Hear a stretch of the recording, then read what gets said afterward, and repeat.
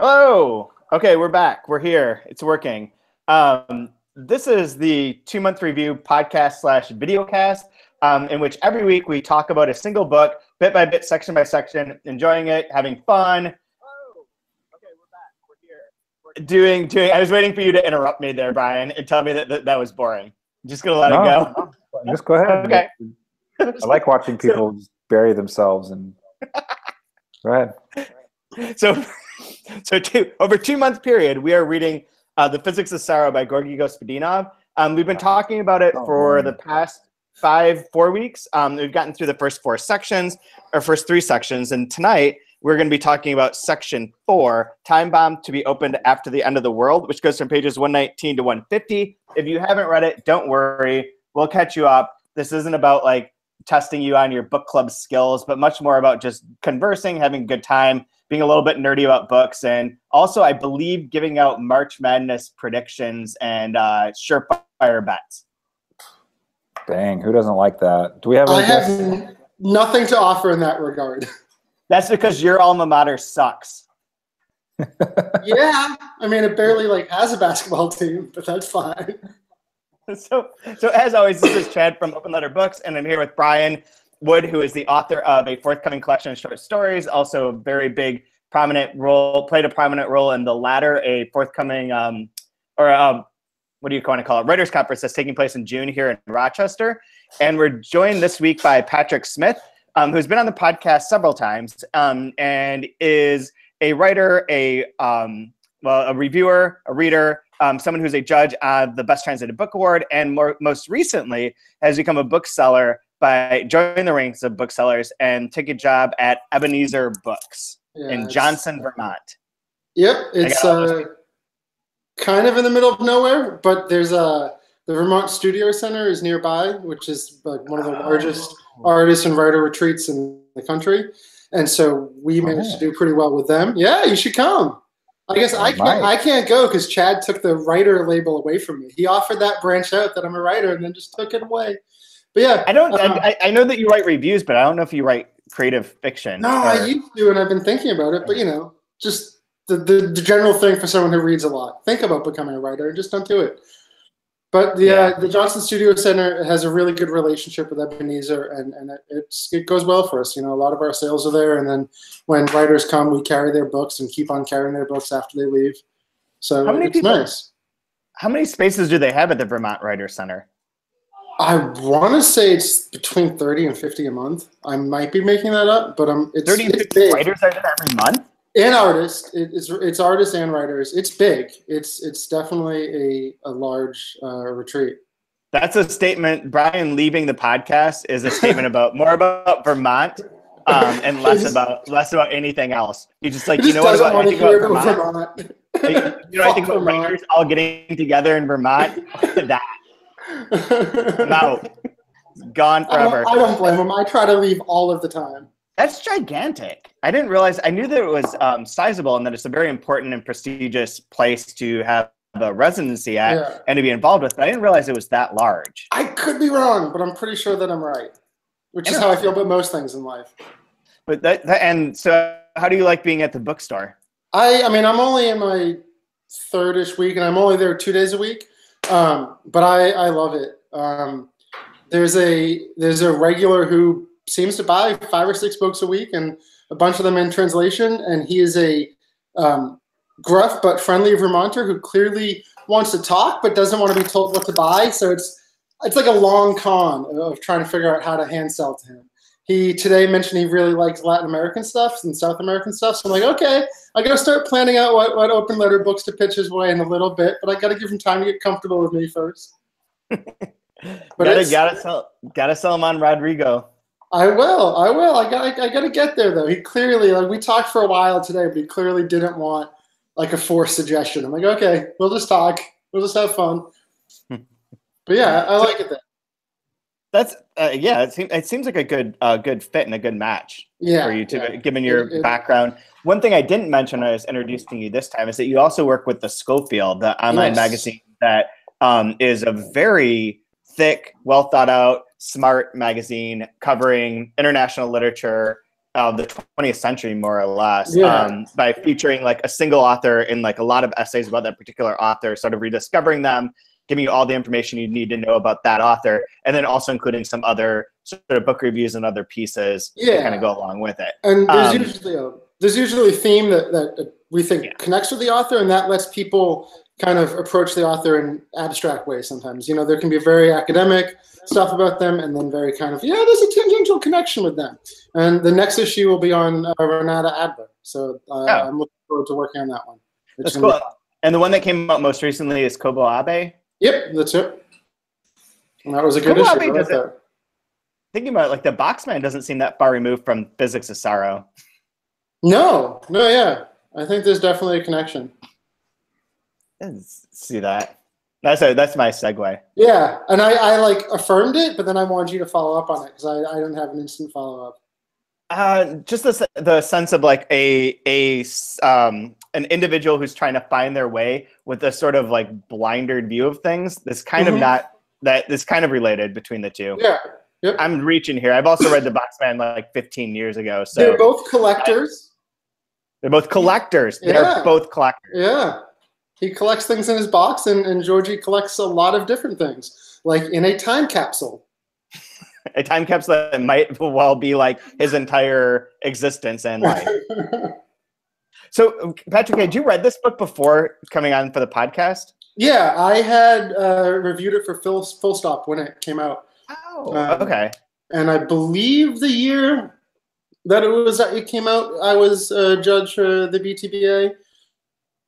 That seems possible. Yeah, I think it was. And I think did it come out the same year as War, So Much War? No. Okay. Those are two separate years. Okay, then I'm wrong. It was the year before that. Okay. But yeah, I reviewed it for Full Stop. I liked it a lot back then. So it was nice to have a motivation to revisit it. I don't reread much, if at all. So it was nice to come back to something. Yeah. Is that Commander Riker behind you? Yeah, that is.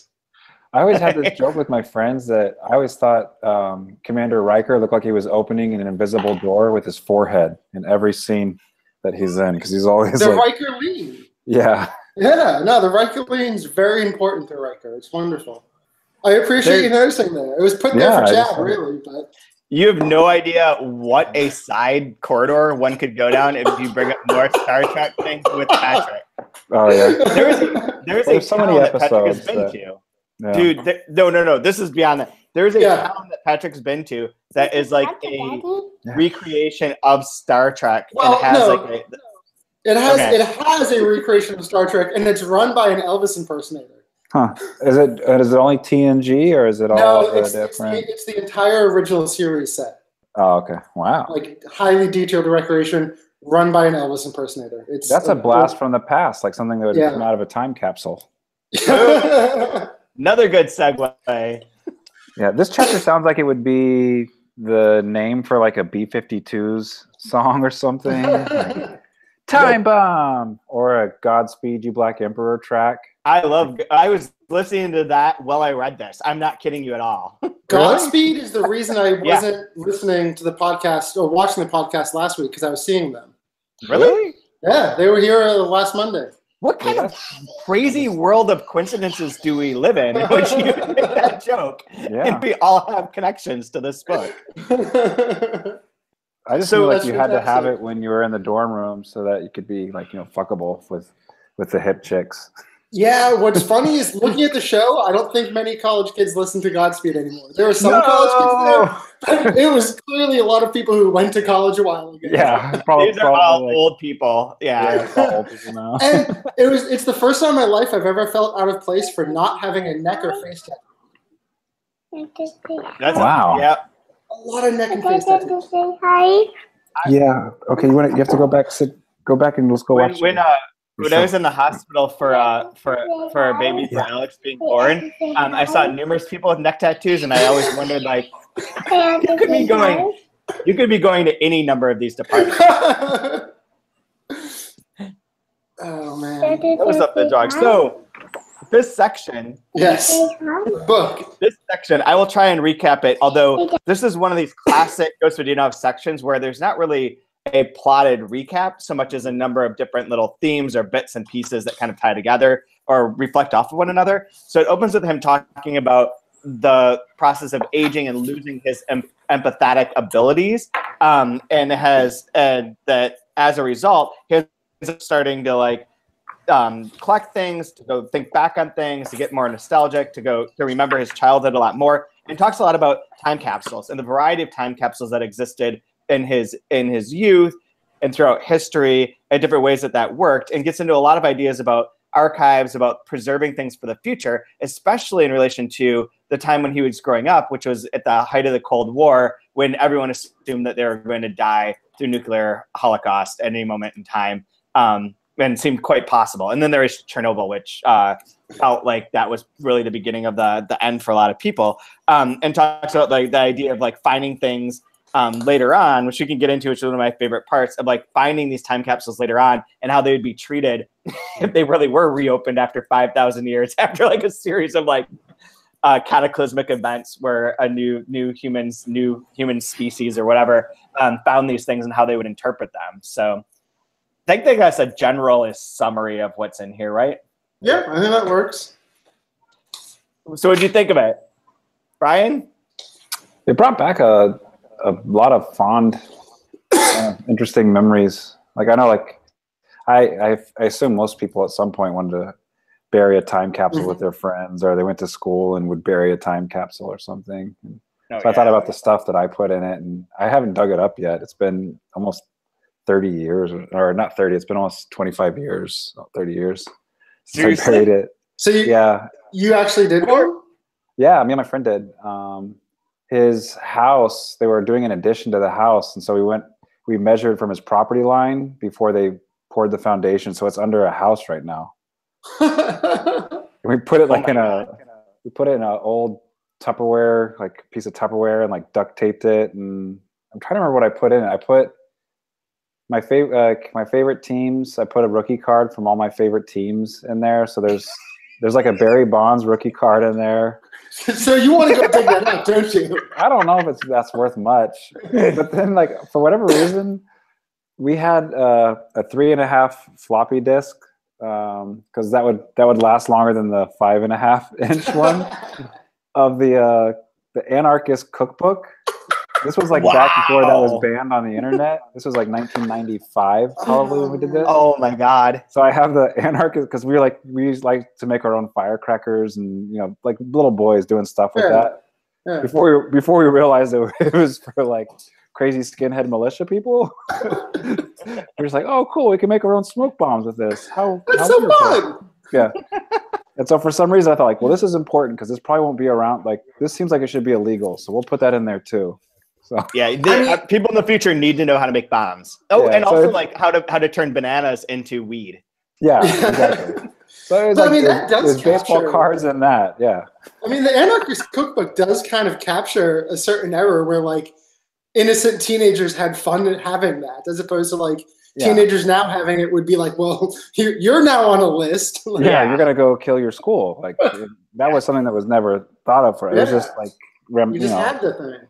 Just dumb kids that want to go break bottles, and I can make with dry ice. I can make a paint, blow up get paint everywhere on their front porch if I don't like them, like that kind of stuff. So yeah, that was in my time capsule. Put on a list right now too. Now I'm on a list. Yeah. This is the day we are recording this on the day. If you're watching this, you know this, in which there were multiple explosions in Austin. So Anarchist Cookbook is probably the worst thing that we could be talking about through a Google Hangout. Well, it's funny because he was talking in this. He talks about the different types of like different forms. Like a book would be much better than like if I dug it up. I don't even have a way to read a floppy disk. Yeah. No.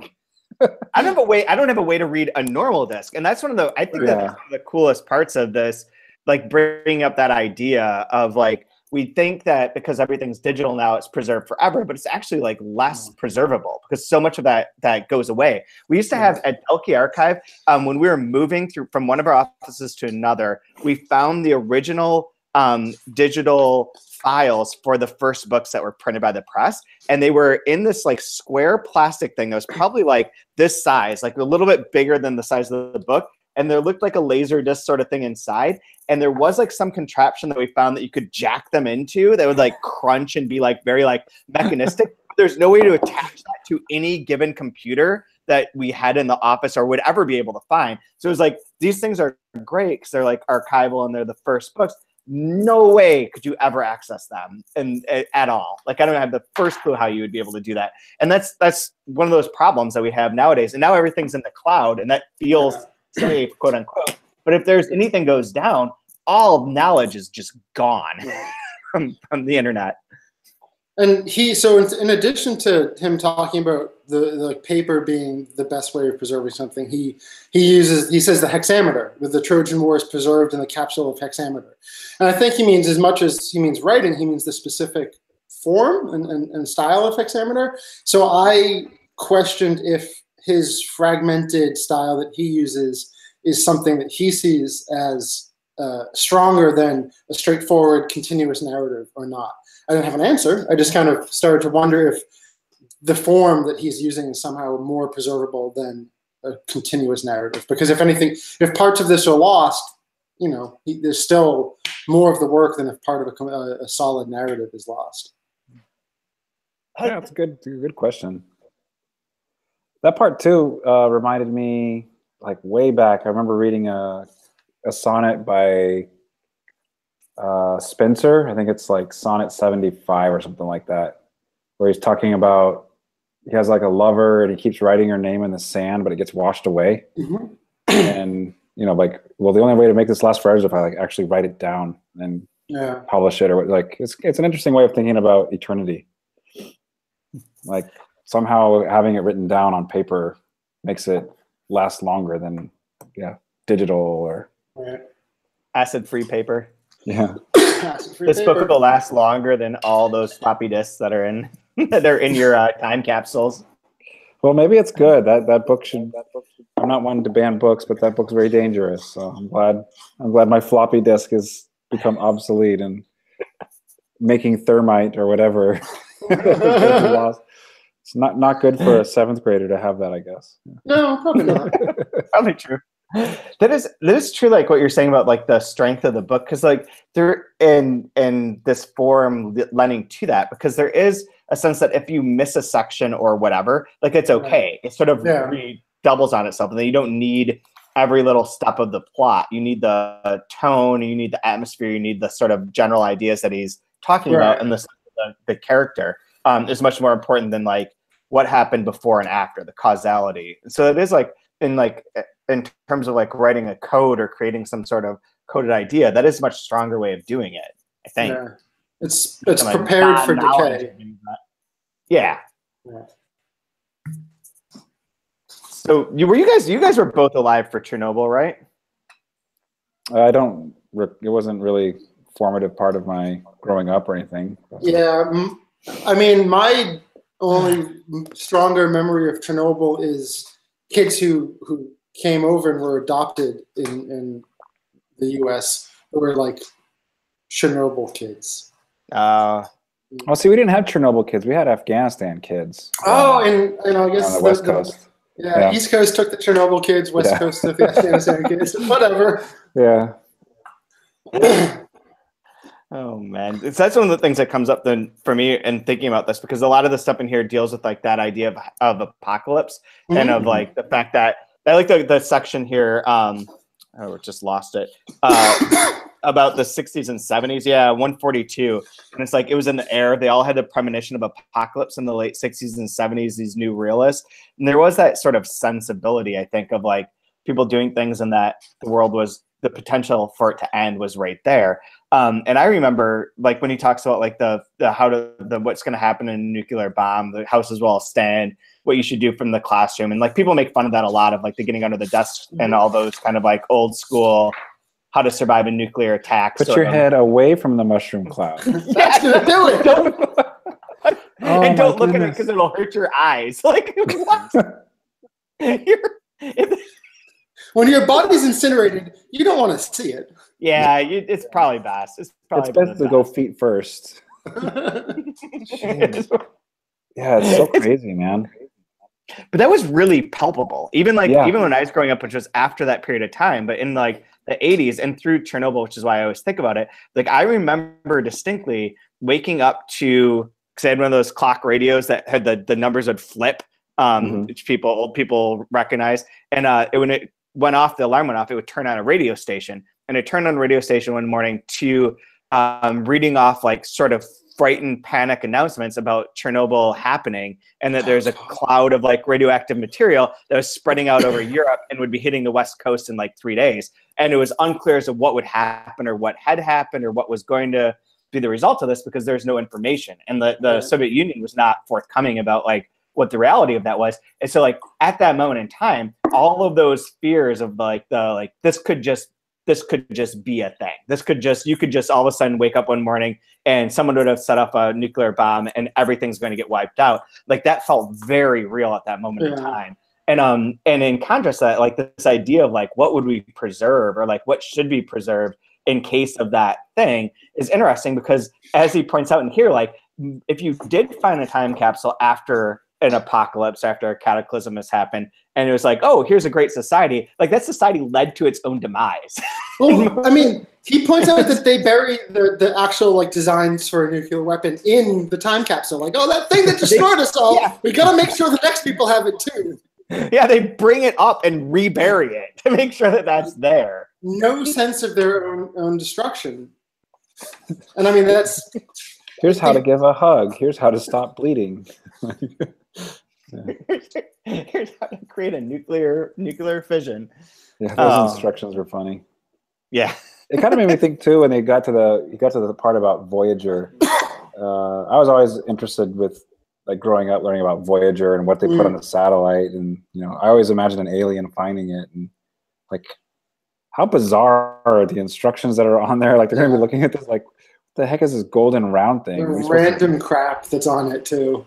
Like an alien's gonna have a turntable, like a Eurovision song from Bulgaria.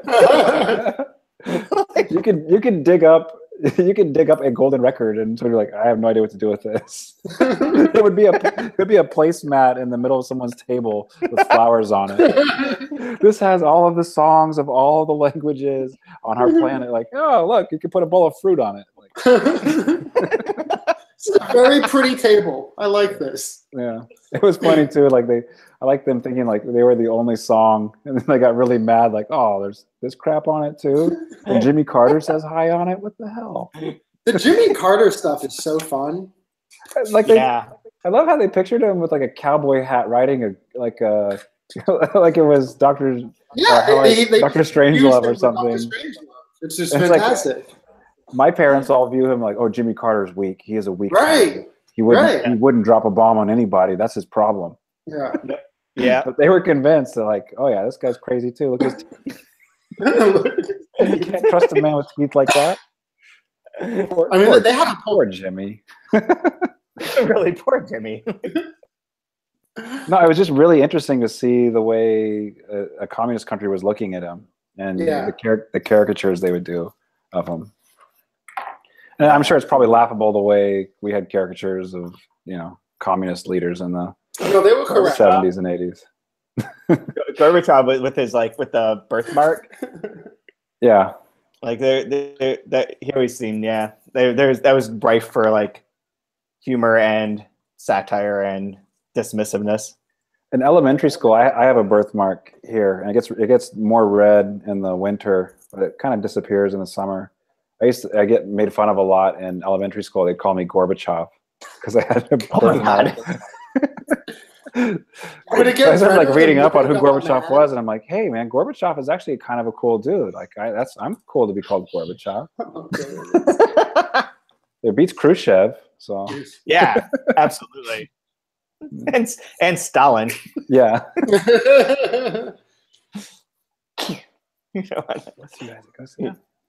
Don't want to be called that.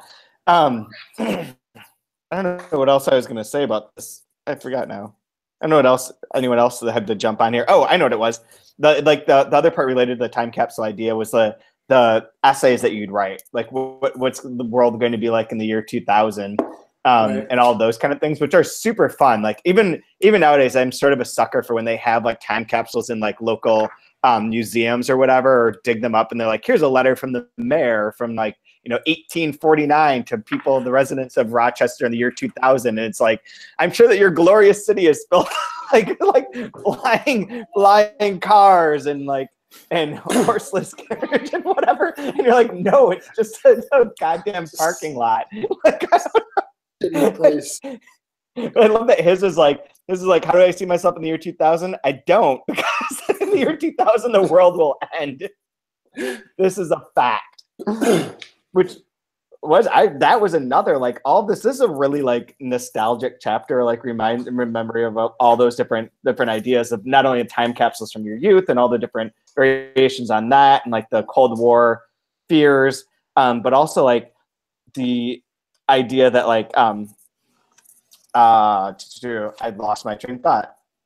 Totally forgot. Never mind. I got distracted by the baby. But like, are you hungry? Yeah. I'm very hungry for the baby.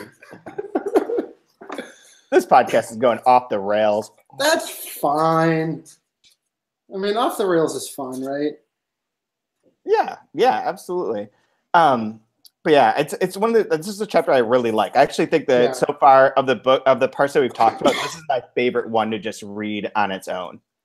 That I like all this stuff. Like I like all those kind of ideas. I like all the time capsules. I like all the bits about the book and about kind of this idea of like a book being a repository for these memories and for archived things and for ideas that get trapped in there and that are more lasting, more permanent than a lot of things that you would try and save in other ways, in other sort of media.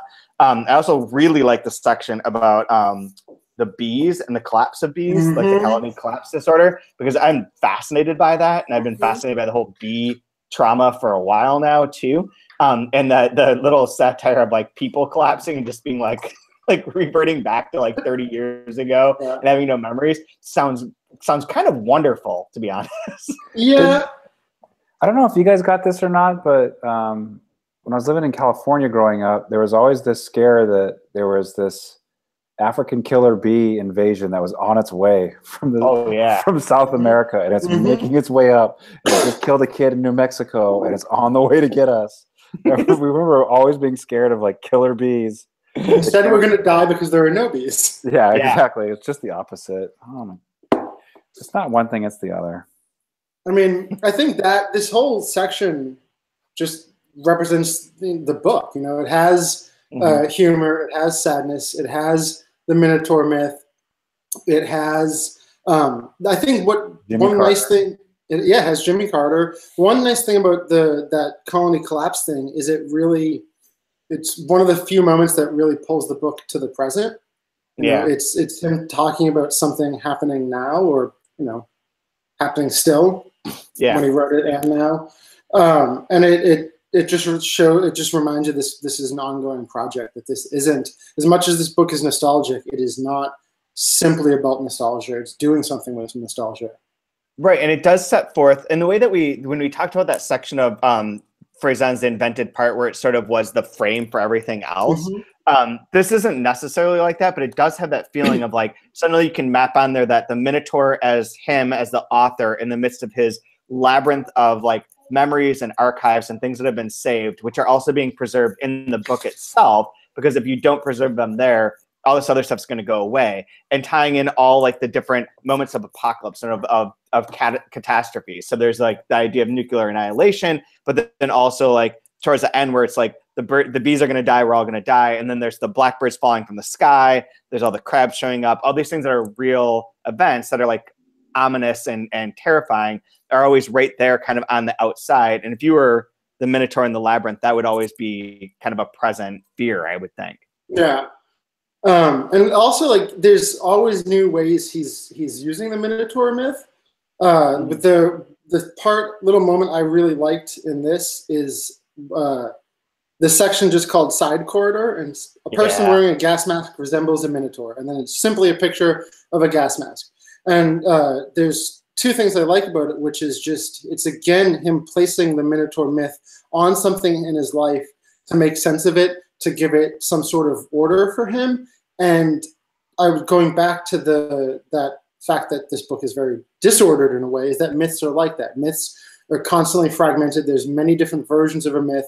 Some versions collide and form a new version. Other versions are completely disparate and contradictory. And he's doing that with himself and his life and the Minotaur. The other thing I like about that is, this book is funny, and it's funny in a lot of different ways. And that was subtly funny there. It's like kind of just simple, dryly funny. And it reminds me of one of my favorite moments in Sebald's books, which I can't remember which book it is, but Sebald is someone most people would never call funny, but it's either in Immigrants or Vertigo. There's a moment where he's at a little inn and he's describing a toaster, and then there's a photo of the toaster. Mm-hmm. And most of his photos are these like sad, melancholy, something important, and then but this moment of like, nah, is this toaster I like?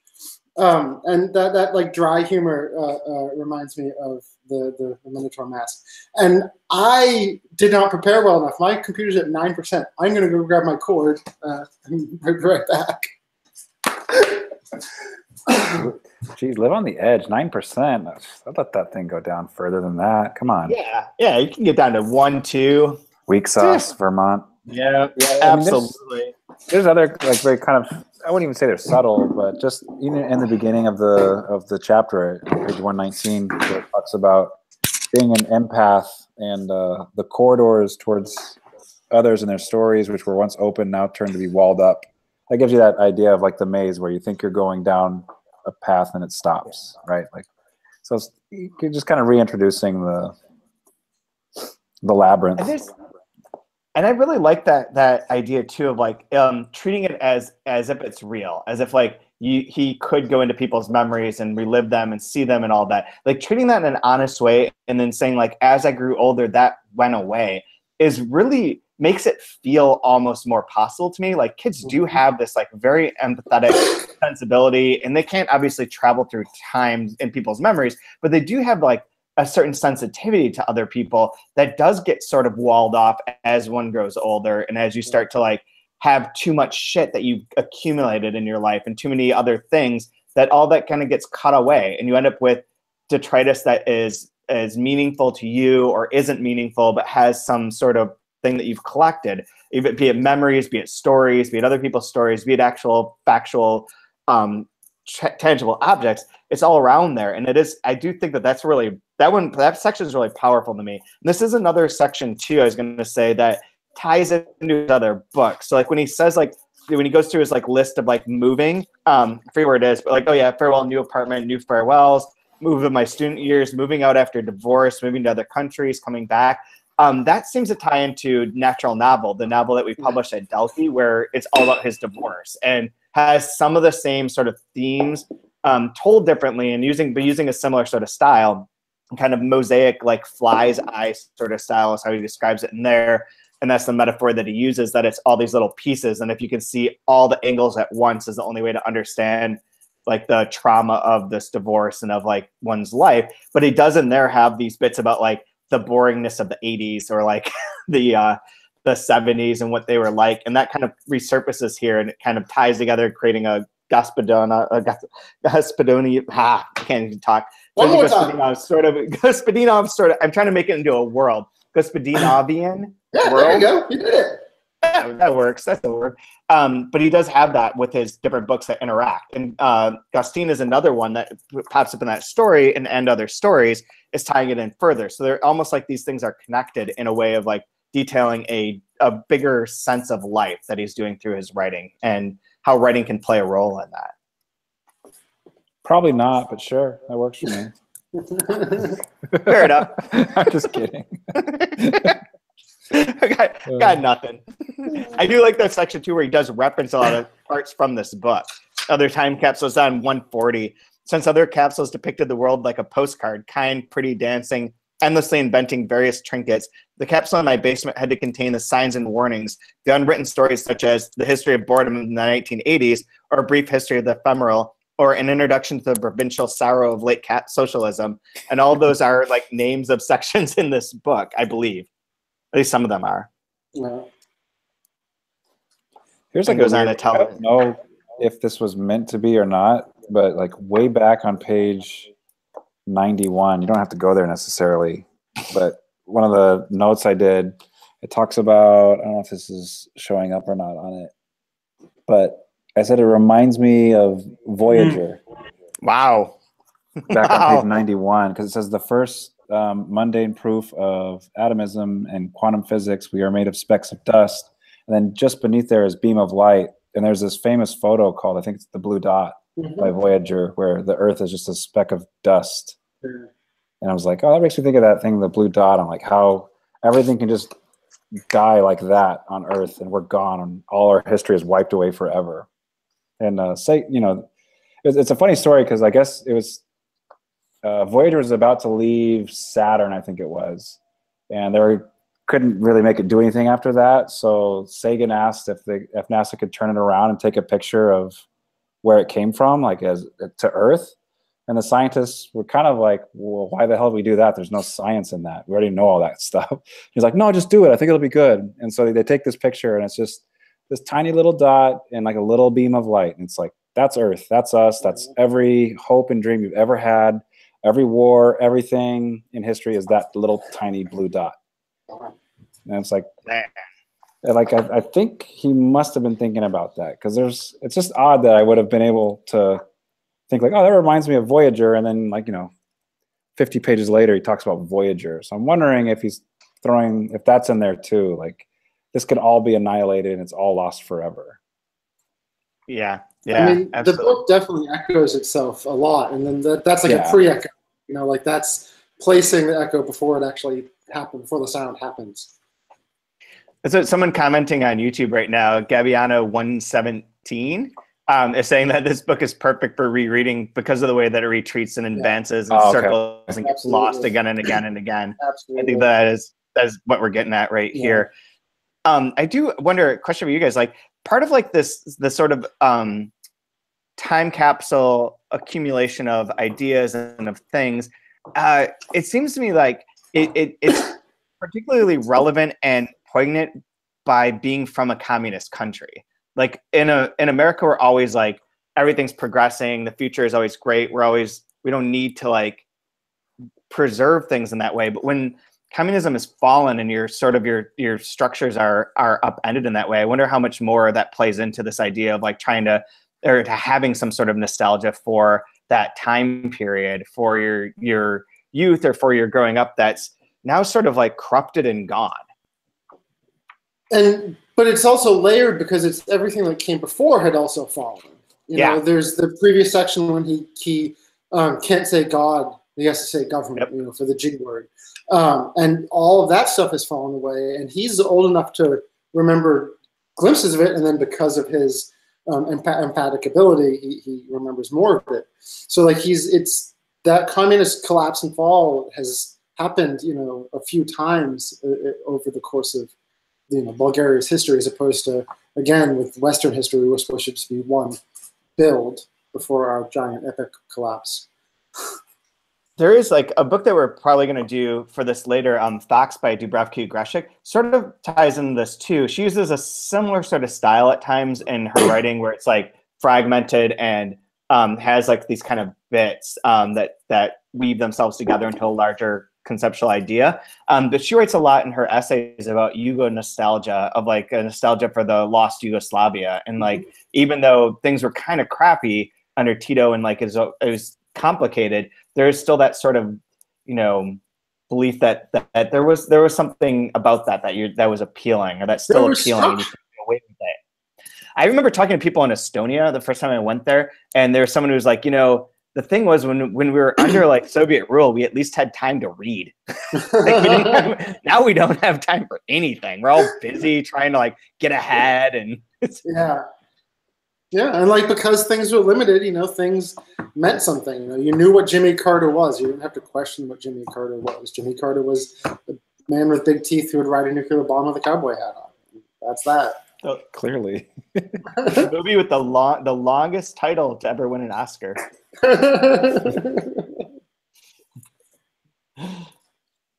My little trivia fact for everyone tonight. Trivia is good. Trivia is good. So don't know. Is there any other section that you guys wanted to talk about? No, I really wanted to talk about with March Madness. So Barack Obama filled out brackets. Is Trump going to fill out is ESPN going to go to are they invited to the White House to do a bracket with the president? That has to happen. Because his alma mater is a 16 seed, and I would love it if he was just, Pennsylvania, they're going to play bigly. They're going to play hugely. I would prefer footage of Trump trying to play basketball.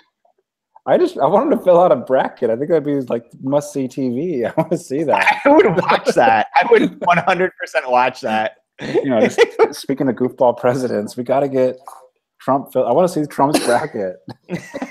I was going to say, like, if you had to pick a team, if you had to make your predictions based on like the things that we've covered in this podcast, like Penn was one of the ones I was going to choose as an upset because they're probably the only ones who are aware of the Minotaur myth out of all these other big schools. The only school, yeah. I want to see Trump fill out a bracket just so when it doesn't go his way, him claim he never filled it out that way.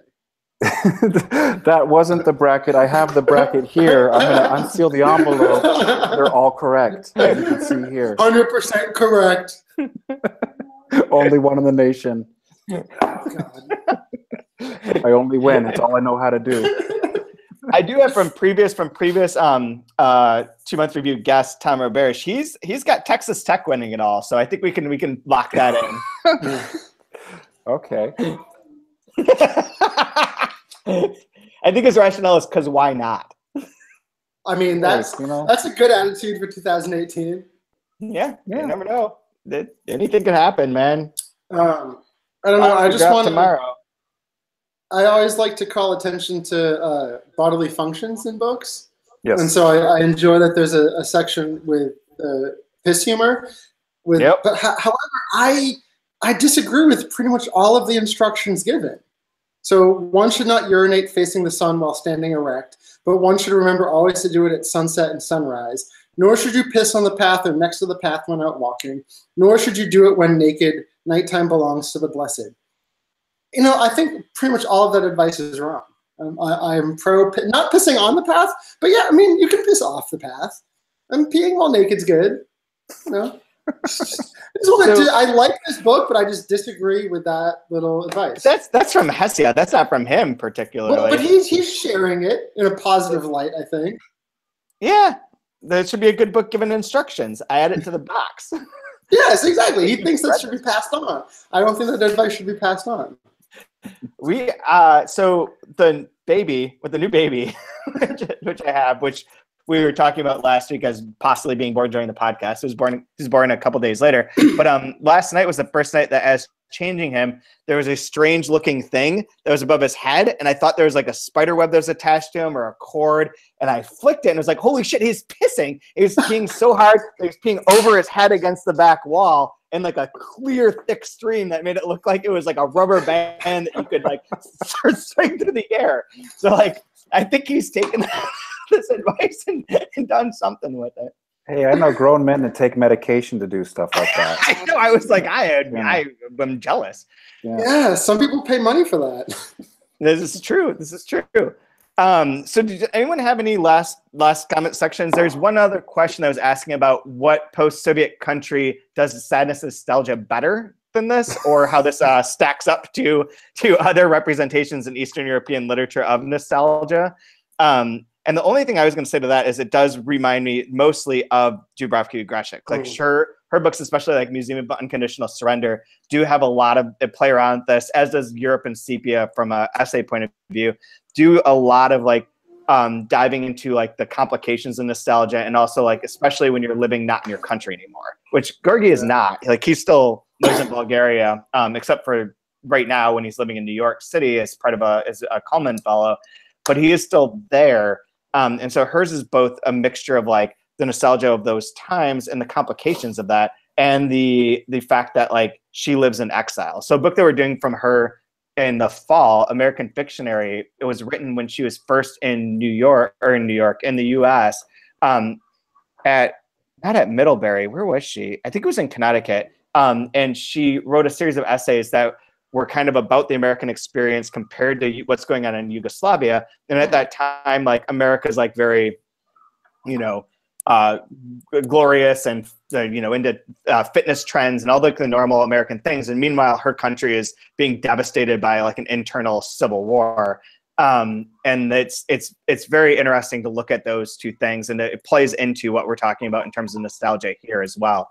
It does seem to come up though a lot with Eastern European literature, this sort of like kind of ache and like trying to deal with that past. I think Polish literature does a lot of that, in part because of World War II and their role within that they always kind of digging through like guilt and nostalgia and guilt and like this guilt over the nostalgia and all kinds of problems with that, because they're very complicated history. But I don't know if you guys had other ideas.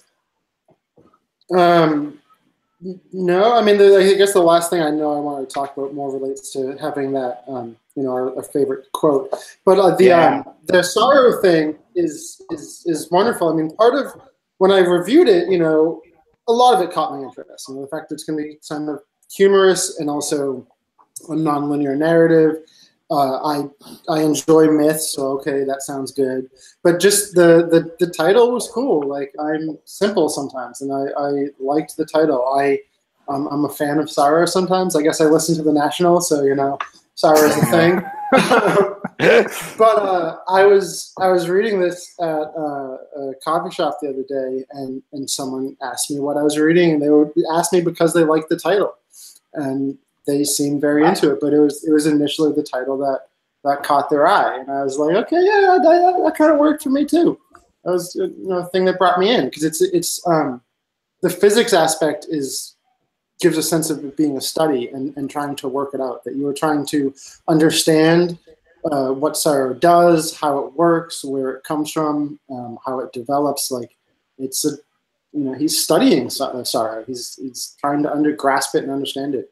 And I think here's what you said when you originally reviewed it. Oh boy! Oh shit! A quote from your original review. It probably sounds really stupid. No, the clarity of its sorrow, the beauty of sorrow, the sorrow of beauty become clearer, stronger, and the demand for empathy becomes undeniable. That works. I'll take it. Hey, well done. Well done. Hey, thank you. We should put that on the next edition. I would love that. Absolutely true. So what's your favorite quote, Brian? Let me look it up. Go ahead. You guys go ahead. Patrick, do you have yours ready right there? Yeah, you read just up until my favorite quote. I was glad you stopped. Perfect. If something is enduring and monumental, what is the point of putting it in a capsule? Only that which is mortal, perishable, and fragile should be preserved. That which is sniffling and lighting matchsticks in the dark. Now that's what will be in all the boxes in the basement of this book. And I think that captures the empathy for sorrow, and the sorrow being part of you, and being a good thing, and being more important than those things that are just going to exist no matter what. There's things that will last. There's things that are powerful that we don't need to bother writing about them, that they're going to be there. They will make us think about them. We don't need to make an effort to think about them. We should make an effort to think about these other things that can be passed over if we don't do that. I do have one, and before I say it, I will say that when we're talking about nostalgia and Eastern European books that relate to that, someone just recommended Border, A Journey to the Edge of Europe by Kapka Kasabova, which deals with the Bulgaria-Turkey-Greece border, and she touches on a similar theme. So for people listening to the podcast or finding this later, that's another book that you might want to check out if you're into. What was it again? It's called Border, A Journey to the Edge of Europe by Kapka Kasabova. Cool. Thank you. And then the section of my favorite quote from this bit is, "The day after the apocalypse, there won't be any newspapers. How ironic. The most significant event in the history of the world will go unreported." It's like, how about you, Brian? Mine came on page 132. But 20 years later, they couldn't help themselves and buried a second capsule in the same place, where alongside information about the atomic bomb and several newer weapons, they added a Beatles record, birth control pills, and a credit card. That's spectacular. Yeah. They're so Just great. that nice wry humor. I like that drawing, too, of the time capsule. That's right. The time bomb that's right below it. It reminds me, an ending. There's that John Ronson has a book that which book is it? I think it's Lost at Sea. That's basically like a series of interviews and bits about very interesting and strange people. And one of them is the guy from SETI who's in charge of responding. If aliens ever respond to the message that we send out there, his job is essentially to craft the response to them.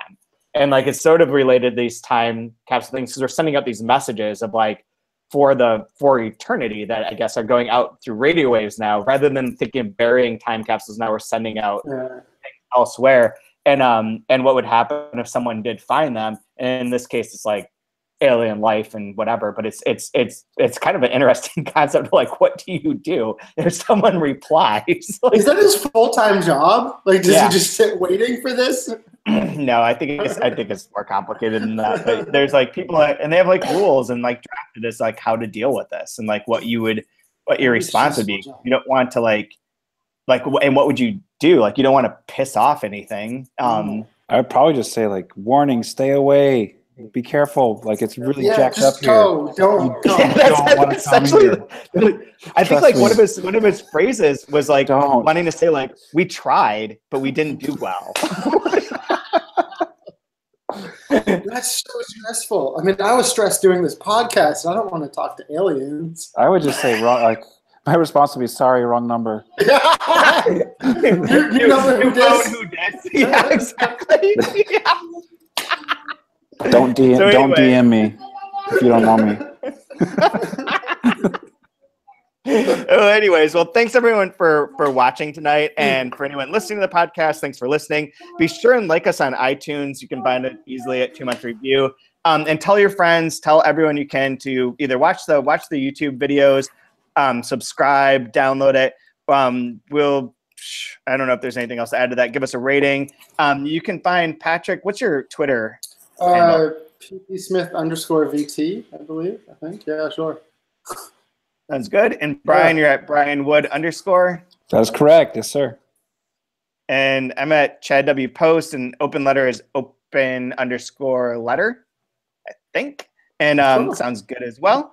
Next week, we'll be going over Chapter 5, The Green Box, which goes from page 150 to 179. So another like 28, 30-page section. I forget who we're talking with next week, so it'll be a surprise to everyone, but I'm sure it'll be fun. And until then, be sure and download, share, get more people listening. We'll be able to ramp up the whole project more and more as more and more people. You're supposed to say smash that like button. Be sure to smash that like button. Get those notifications turned on. Point like hello right here. Buy a shirt right there. Hey, you can also, just for anyone who has not read Physics of Sorrow or any of the other books that we've covered on the 2 Month Review podcast, like The Invented Part or Death in Spring, Rotoratus Selected Stories, Thomas Janssen bestseller, all those books are available through our website. And if you use the code 2 in month at checkout, you'll get 20% off. You can buy all of them there. So go ahead and do that. And be sure and rate us, share things, whatever. I got nothing else. And also go Texas Tech, I suppose. Sure. No. I think I had them losing the first round. This whole thing's exploitation, whatever. I think Michigan State should win because their star player donated $40 to get out of an FBI probe. I'm rooting for Pepsi. I think they're going to be the winner of this tournament is Pepsi or whoever. You can donate to the FBI to get out of trouble? It's unclear how this worked, but good to know. I'm very curious about this program. You know, I don't think he donated to the FBI. He donated something else. And by donating, therefore, alleviated the fact that an agent bought his mom lunch. Okay. The one thing I do have, I think San Diego State, 11 seed, they'll probably be an upset. They're going to win their first round. So your alma mater. That's the one. That's the only one I can give is San Diego I didn't State. know you graduated. So, online classes. So. All right. Bye, guys. Take care.